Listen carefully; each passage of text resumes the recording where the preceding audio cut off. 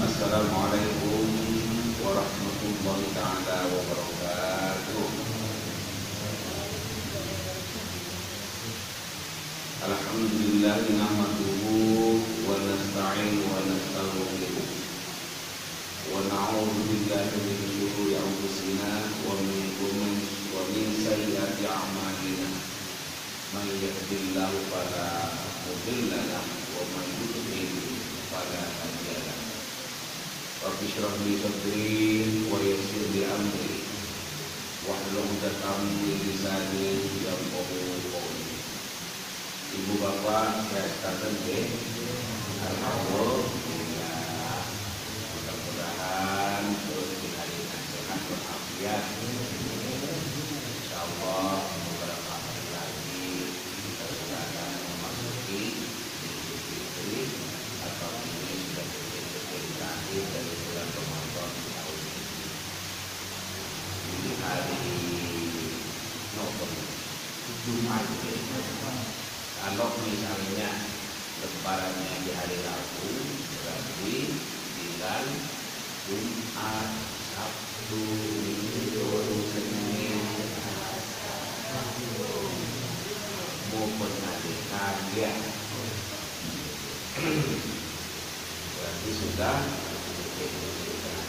nah, mudah-mudahan kita bisa menjalani puasanya, ngajinya, terawihnya sampai cepat di akhir Ramadan. Amin Allahumma. Ibu bapak hadirin sekalian yang saya hormati, bab kita masih tetap bab hakik zauji adalah mar'ati, hak suami atas istri, atau kalau dibalik kewajiban istri kepada suami. Kalau saya banyak menyebut tentang haknya suami, kurang menyebut haknya istri, ini masih babnya tentang hak suami. Ada juga babnya istri, nanti disebut hak istri atas suami. Nah, karena itu maka ini bukan berarti memprioritaskan suami sehingga dibahas suami tohanya, tetapi karena memang masih babnya tentang hak suami kepada. Oke, monggo. Bismillahirrahmanirrahim. Wa an Abi Hurairah radhiyallahu anhu anin Nabi sallallahu alaihi wasallam qala. Dari sahabat Abu Hurairah, semoga Allah ridha kepadanya, dari Nabi Muhammad sallallahu alaihi wasallam qala, beliau bersabda. Nopo sabdane Rasulullah ngeten, lau kuntu amiron ahadan ayyasjuda li ahadin la amartul mar'ata antas juga li zawjika. Lau kuntu amiron ahadan, seandainya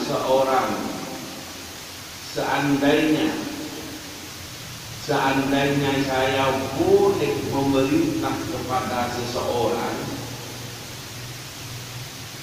ayas juga di ahadin, untuk bersujud kepada orang lain, la amartul mar'ata antas juga li zawjika, niscaya saya akan memerintahkan kepada seorang istri supaya bersujud kepada suaminya. Ruwahu Tirmidzi, meriwayatkan pada hadis ini Imam At-Tirmidzi, wa qala, dan beliau Imam At-Tirmidzi mengatakan hadisun hasanun sahih. Hadis ini adalah hadis hasan sahih. Maka ini adalah bisa dijadikan pedoman karena statusnya hadis ini adalah sahih. Bapak Ibu hadirin sekalian yang saya hormati, kalau saya maknai secara global adalah Nabi pernah mengatakan begini, seandainya atau andai kata saya dibolehkan memerintah kepada seseorang untuk bersujud kepada orang lain, niscaya saya akan memerintahkan kepada seorang istri supaya bersujud kepada suami. Jadi karena memang tidak dibolehkan manusia bersujud kepada manusia, maka ini indah, tidak diperintahkan. Tetapi kandungan hadis ini adalah menunjukkan bahwa seorang suami itu adalah harus ditaati. Karena demikian pentingnya untuk ditaati, sampai Nabi mengatakan, seandainya saya dibolehkan memerintahkan kepada orang untuk bersujud kepada sesama orangnya, maka niscaya saya akan perintahkan kepada istri orang-orang itu untuk bersujud kepada suami.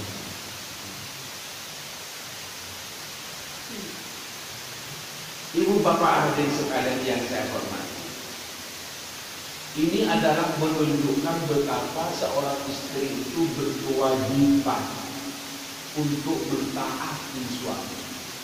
Sampai demikian wajibnya, sampai Rasulullah mengatakan, seandainya boleh bersujud kepada manusia itu, yang sujud yang boleh kan hanya kepada Allah. Tetapi seandainya boleh bersujud kepada manusia, niscaya saya perintahkan kepada seorang istri itu untuk bersujud kepada suami. Ini menunjukkan bahwa betapa seorang istri itu adalah wajib, sekali lagi wajib untuk mentaati kepada suami. Tentu selama suami itu melaksanakan perintah Allah dan tidak melanggar syariat. Perintah-perintahnya tidak bertentangan dengan syariat Allah. Nah, kalau suami memberikan perintah yang isi perintahnya itu bertentangan dengan ridho Allah, tentu tidak boleh. Bukan hanya tidak boleh, bukan hanya jangan diikuti, malah dosa kita kalau mengikuti suami jika suaminya memerintahkan untuk berbuat maksiat. Jadi selama suami itu berada di jalan yang benar, memerintahkan kepada hal-hal yang baik, wajib hukumnya bagi istri itu mengikuti dan mentaati perintah suami. Tidak boleh. Oke, itu yang pertama. Yang kedua,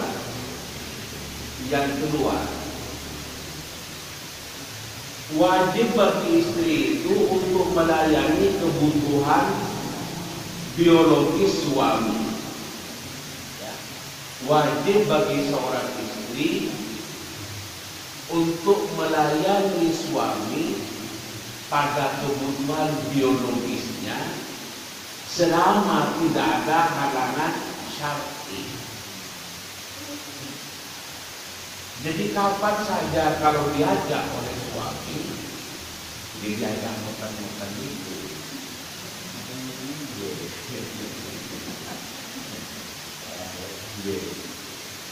Itu adalah wajib menaatinya, memenuhi ajakan suami selama tidak ada halangan syar'i. Nopo halangan syar'i? Ya seperti, mohon maaf, perempuan yang sedang haid, kemudian diajak oleh suaminya untuk begitu, itu tidak boleh untuk dilayani. Karena perempuan sedang ada larangan syar'i. Nah, kalau terpaksa dilakukan itu dosa. Jadi wajib dilayani permintaan suami itu manakala tidak sedang dalam larangan. Kalau sedang dalam larangan syar'i, saya sebut tadi seperti datang bulan atau haid, wajib menuruti. Suami juga begitu. Karena itu maka ada cara. Suami itu kalau kumpul dengan istri tidur satu ranjang, mana tidak kuat. Nah, kalau istri sedang haid, tahu suaminya agak sulit menahan, dan tahu suaminya memiliki desakan arus bawahnya luar biasa misalnya, ini hanya misalnya, maka sebaiknya tidak usah tidur kumpul untuk menghindari hal-hal perbuatan yang dilarang oleh Allah. Maka apalagi pas haid, berjalan, aromanya menggoda, bisa terpilih suami. Karena itu maka ya tidur bisa ranjang dulu tidak apa-apa. Nah, tapi kalau suaminya mayem saja pas haid dan pernah nakal, ya tidak apa-apa. Nah, kalau nakal itu dituruti kalau pas lagi haid, karena itu disebut dengan larangan. Tak boleh. Jadi suami meminta kepada istri dalam kondisi seperti itu, tidak boleh. Istri melayani juga tidak. Nafsu yang dimiliki oleh suami itu bukan harus dihilangkan, tetapi seseorang atau suami harus bisa memilih atau mengelola nafsunya itu sehingga ada waktunya untuk disalurkan dan ada waktunya untuk ditahan. Nah, itu ditahan bukan dihilangkan, tetapi melatih untuk menahan nafsu, karena kita itu agar tidak dikuasai oleh nafsu, tetapi nafsu yang dikuasai oleh kita. Ramadan kan juga seperti itu. Latihan menawan hawa. Siang hari misalnya istri-istrinya sendiri, suaminya sendiri, situasinya sudah tidak sedang haid, kami karena sedang puasa Ramadan, maka diperintahkan oleh Allah untuk mampu menahan. Latihan mampu menahan hawa nafsu itu memang manusia agar tidak dirinya atau jiwanya agar tidak dikuasai oleh nafsu, tapi dirinya bisa menguasai nafsu. Jadi banyak orang itu yang terjerumus pada jurang kehinaan, pada perbuatan yang tercela adalah karena ketidakmampuannya menahan hawa nafsu. Karena itu maka manusia itu bukan malaikat. Malaikat itu terus yang tidak punya nafsu. Manusia yang punya nurani, yang punya akal, yang punya nafsu. Nafsu itu adalah mengandung sisi positif, tapi juga mengandung sisi negatif. Nafsu itu kalau dikelola dengan baik, maka bisa membuat manusia itu menjadi dinamis. Karena nafsu itu yang mendorong kepada seseorang untuk memiliki keinginan-keinginan.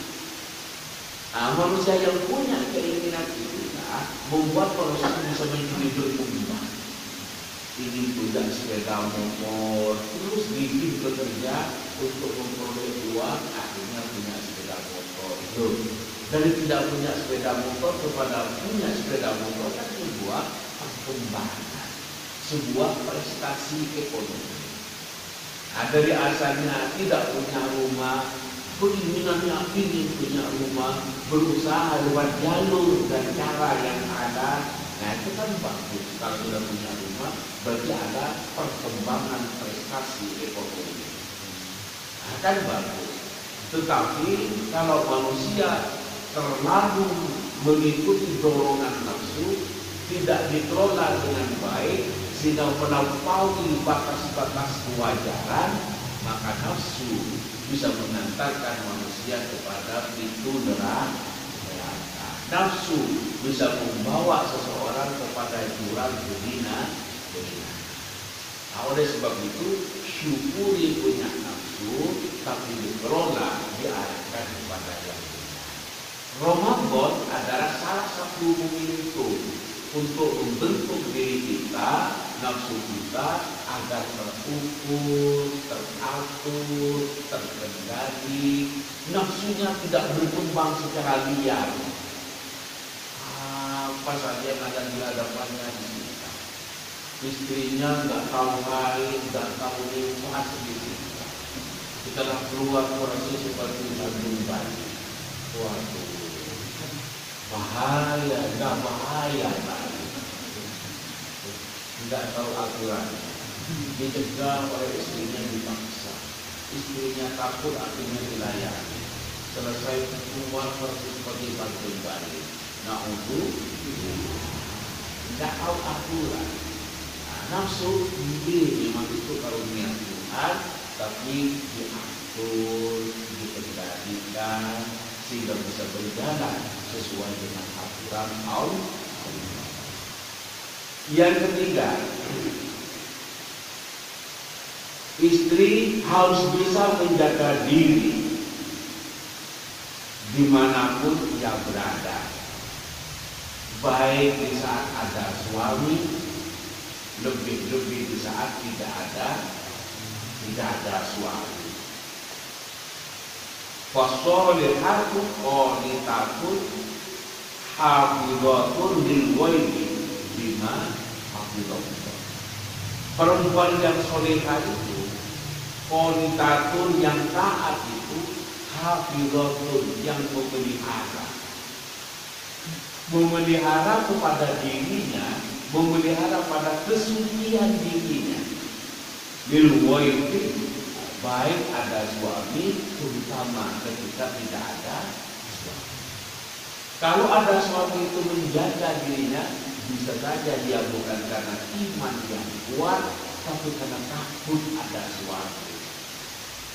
Tapi kalau mampu menjaga di saat tidak ada suami, itulah sesungguhnya panggilan keimanan yang senantiasa menjaga dirinya karena tidak ada suami, takut berdosa kepada suami, takut berdosa kepada Allah Subhanahu Istri itu kalau ada suami, orang mikir-mikir untuk digoda. Tapi kalau istri tidak ada suami, berpotensi untuk digoda orang lain. Kadang imannya kuat satu hari, satu minggu. Kadang satu minggunya kuat, satu bulan berikutnya belum tentu kuat. Satu bulan, satu tahun digoda, dia mampu bertahan, tetap menjaga kesuciannya. Tahun berikutnya, kadang diserang lagi, tidak mampu menahan serangan godaan.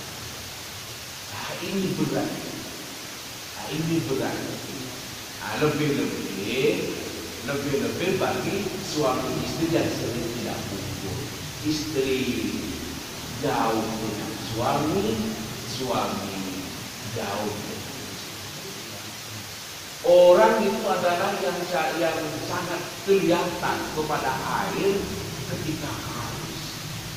Ketika tidak haus, ya ada minum, tidak ada dan seberapa.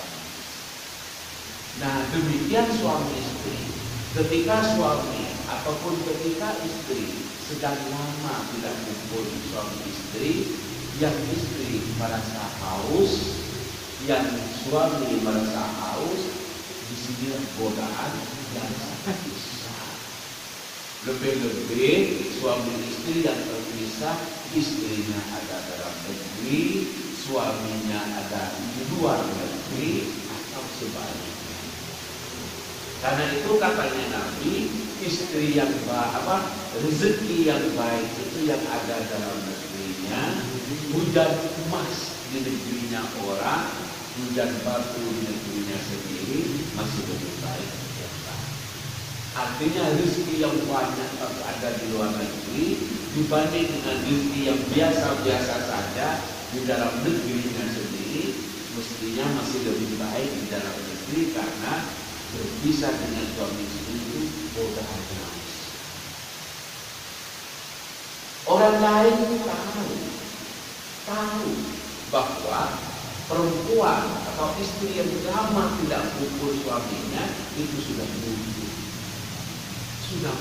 Nah, melihat orang butuh itu kadang suami yang mohon maaf istilahnya yang hidung bilang itu sangat mungkin untuk mendekat.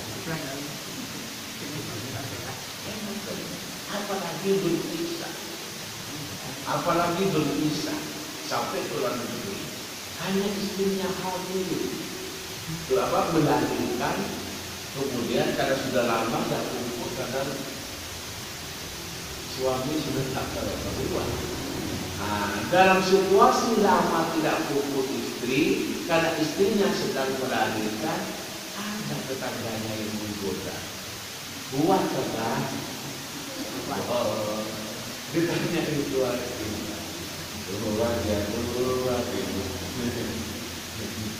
imannya membuat imannya ini tidak terlaluan itu hanya tidak kumpul karena istri sedang melahirkan, apalagi berpisah. Demikian juga istri karir. Istri karir itu perempuan yang kerja di rumah. Tiap hari kumpul dengan laki-laki yang bukan suaminya, karena kebetulan sekantor, seruangan, istilahnya orang Jawa, jalaran, suku berding, jalaran betai. Karena itu bukan tidak boleh perempuan bekerja, itu adalah harus hati-hati. Kalau di Saudi tidak boleh kerja perempuan, tidak boleh. Tapi di Indonesia negara demokrasi, bukan negara Islam, boleh. Tetapi ayo saling jaga kehormatan, ayo saling jaga harga diri. Paling besarnya dosa dari istri itu adalah perbuatan zina. Jelas nggih? Paling besarnya dosa istri kepada suami itu adalah selingkuh. Nopok-nopok ini karena selingkuh itu adalah salah satu bentuk pengkhianatan kepada suami, yang telah bersama-sama berjanji di hadapan Allah untuk setia. Sama-sama berjanji untuk setia di hadapan Allah, ternyata dia selingkuh dengan laki-laki lain. Maka itu adalah dosa. Suami pantang pulang bekerja untuk menghidupi istrinya, memberikan nafkahnya, memberikan sandang atau pakaiannya, berjuang untuk bisa membeli rumah agar bisa ditempati berdua dalam rumah tangga. Lembok-lembok istrinya selingkuh, itunya kok diberikan ke orang lain, betapa besarnya dosa. Dosa. Bukan hanya dosa kepada Allah, tetapi juga berdosa besar kepada suami. Karena itu adik dan iman kita terutama kepada yang masih usia muda. Kalau sudah usia tua, kadang itu barang api itu masih mawon. Itu barang api mawon. Apalagi masih mau begitu. Itu perlu pasti cepat. Ini terutama kepada yang muda. Saya yakin kita merasakan karena yang sepuh-sepuh ini dulu juga pernah lihat betisnya, lihat pahanya keluar, sudah nggak terlalu. Sekarang, nah itu karena itu maka hindari jalan-jalan atau hal-hal yang bisa membawa pada perbuatan zina. Nah itu ini dosa paling besar itu selingkuh, karena itu adalah pengkhianatan kepada suami. Sudah bersama-sama berjanji untuk saling setia di hadapan Allah, ternyata dikhianati. Lagian apa nggak kasihan sama suami? Suaminya bekerja solo, dapat uang untuk memberikan nafkah. Suami berangkat bekerja, istrinya dikerjai. Nah itu, ibu bapak ada sekalian di acara hormati. Yang keempat adalah kewajiban istri tidak boleh keluar rumah tanpa seizin suami. Nah, karena itu pamit itu mau kemana pamitan. Dan itu adalah sopan santunnya istri kepada suami. Istri kalau sudah sopan santunnya seperti itu, mau kemana pamit, bahkan mau berangkat hari ke suaminya, datang hari.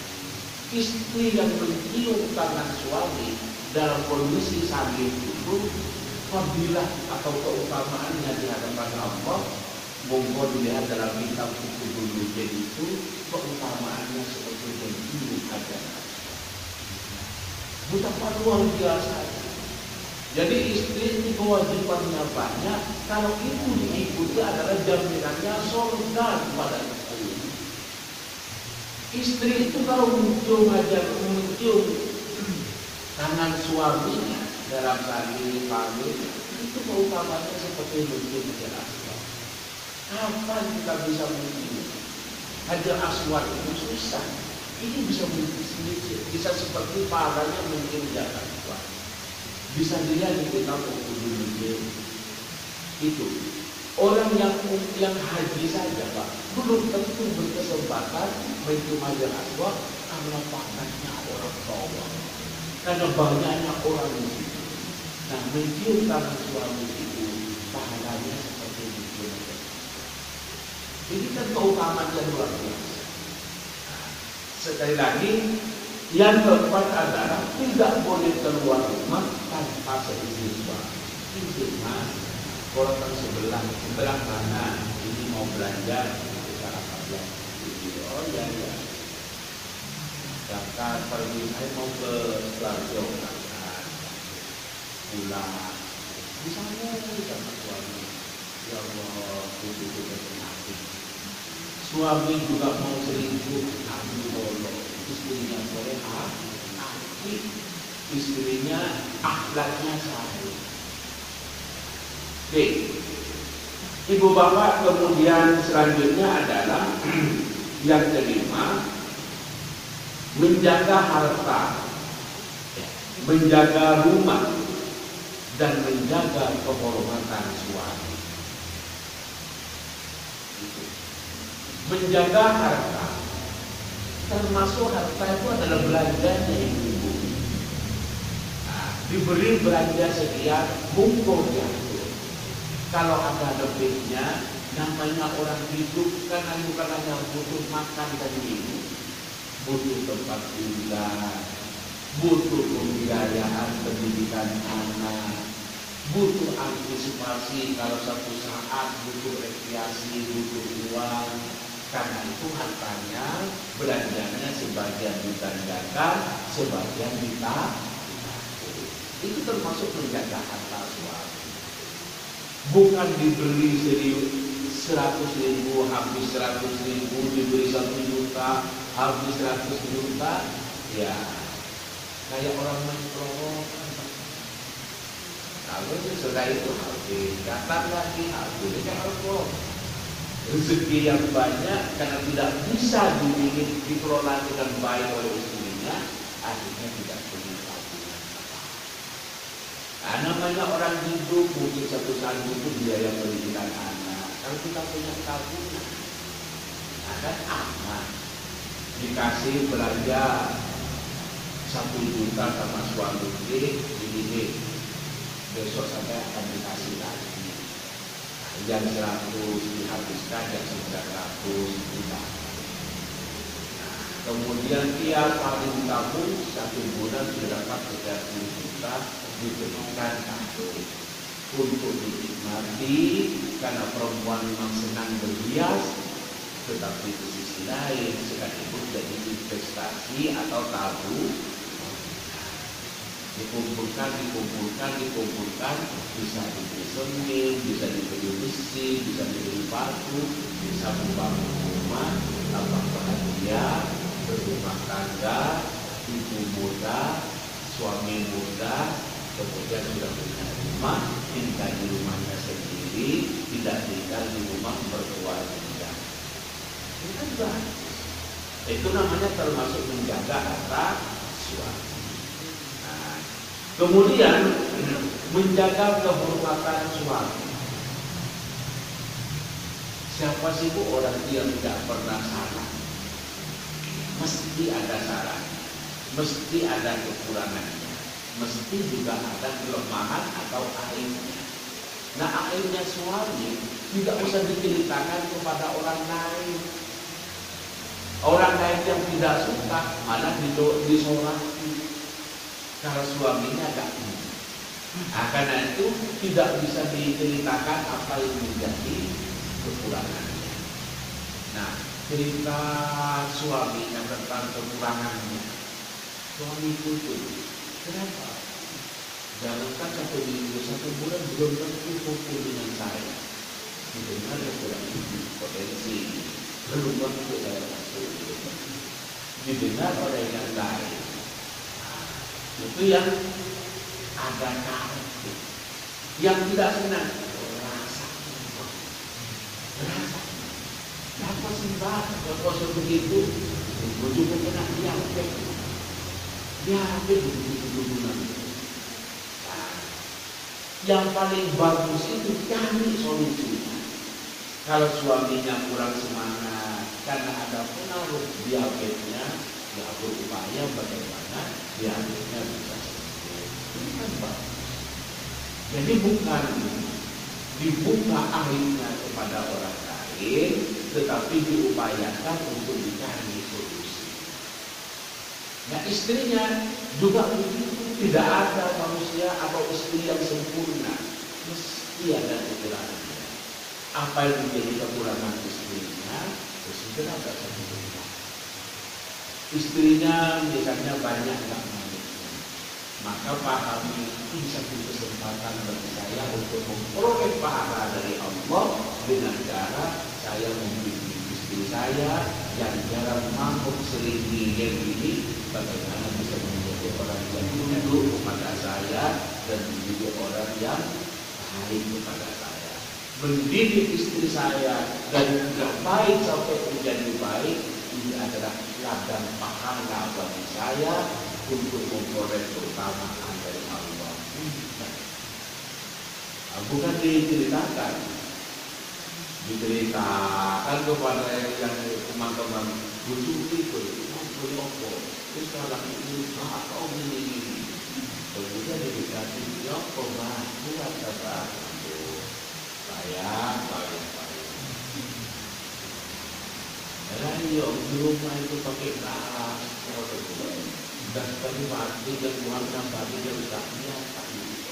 Kita kelihatan bukan air dari luar itu bolong-bolong terus. Nah, teman sekantor setiap datang sudah selesai mandi, pakaiannya rapi, pakai berkalung-kalungan, kemudian wajahnya cantik, berangkat kantor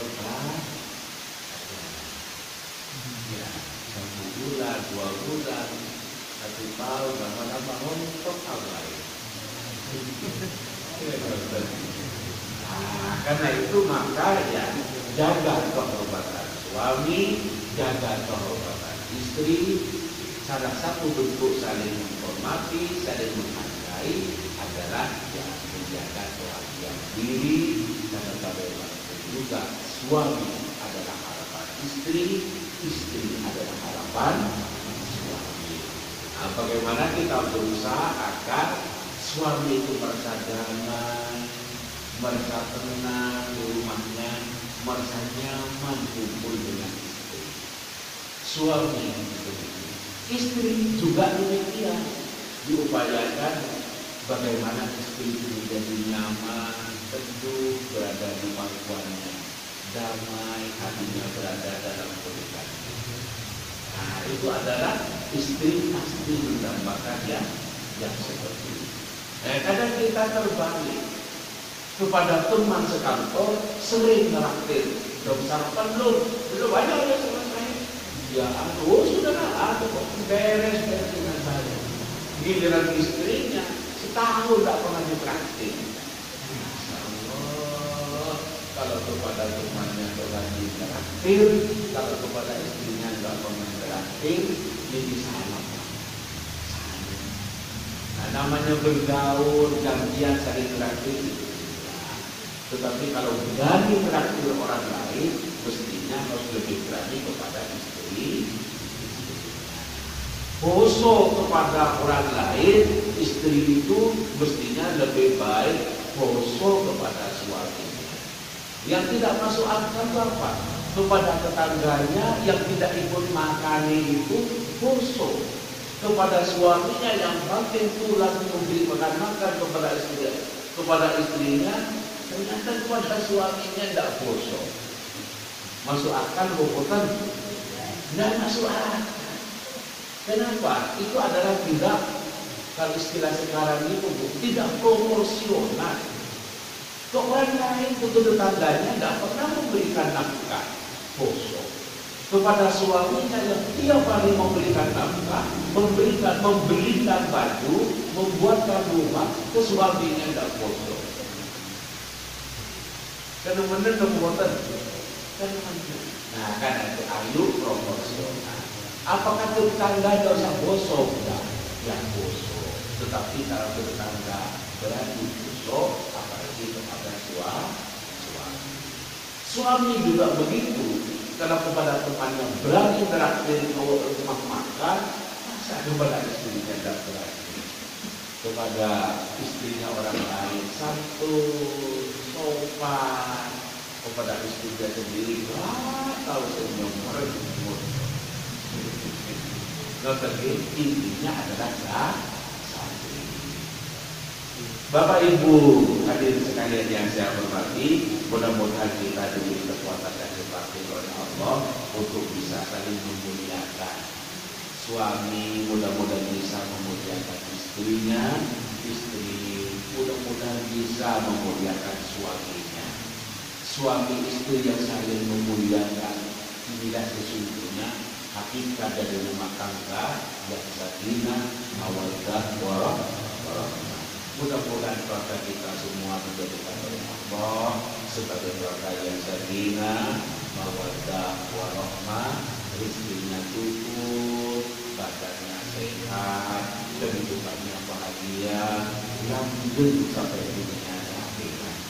Bagi yang sudah suaminya lebih awal meninggal, mudah-mudahan dipertemukan lagi, kumpul lagi sama-sama berada dalam surga. Bagi yang istrinya juga meninggal duluan, mudah-mudahan diampuni dosa-dosanya dan kembali bersama nanti sama-sama berada di alam surga. Mudah-mudahan demikian. Amin. Allahumma amin. Kata Allah wal wajma'in ila siratal mustaqim. Monggo kita akhiri dengan doa kafaratul majlis dengan membaca bersama-sama. Bismillahirrahmanirrahim. Subhanakallahumma wa bihamdika asyhadu an la ilaha illa anta astaghfiruka wa atubu ilaik. Mengakhiri kasih Quran.